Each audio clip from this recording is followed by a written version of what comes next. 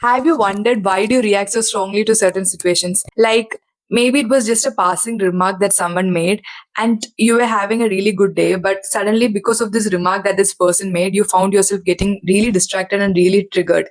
You know that the way you are feeling is not entirely proportional to what the situation called for, but yet that is how you're finding yourself reacting in that particular situation. And there is nothing more frustrating to each of us than being not in control of our own emotions, right? We know that we need not really get so triggered in that particular situation, but we are finding ourselves helpless. We are finding ourselves at feeling that deep emotion and we are not able to understand why or from where this is coming. And to understand that, we have to understand this basic concept about the fact that when we go through certain experiences in life, right, those experiences are also held on to by our body and our mind. It's not just our consciousness going through one experience to the next.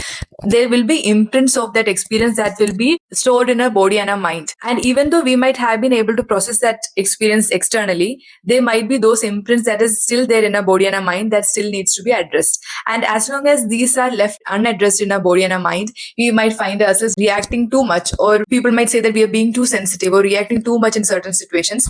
While we know that we are truly feeling that way in that particular situation, what we must understand is that we can't really allow ourselves to get triggered every time anyone makes a passing remark, right? And there are some situations when we might not be able to react in that particular way, and then we'll have to suppress those emotions, which will again worsen the problem. So, what we must do is recognize the impact the pain that we are carrying from our past is now creating in our present life, and then allow that recognition to give you the strength to choose to prioritize learning how to heal.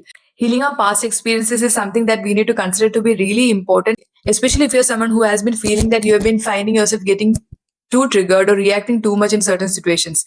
It just shows that you have been accumulating so much pain from your past and it was just one experience after the other that you found yourself externally moving through, but you have been holding on to that pain. And that pain has quietly accumulated over time. And now it has reached a brim where all of this pain is like an iceberg. If you can imagine it like an iceberg, you think that is what's visible on the surface is just that passing remark, but there is so much pain underneath that is there and that is not really visible to us, but that we have been carrying on from our past, and we need to now address this whole iceberg.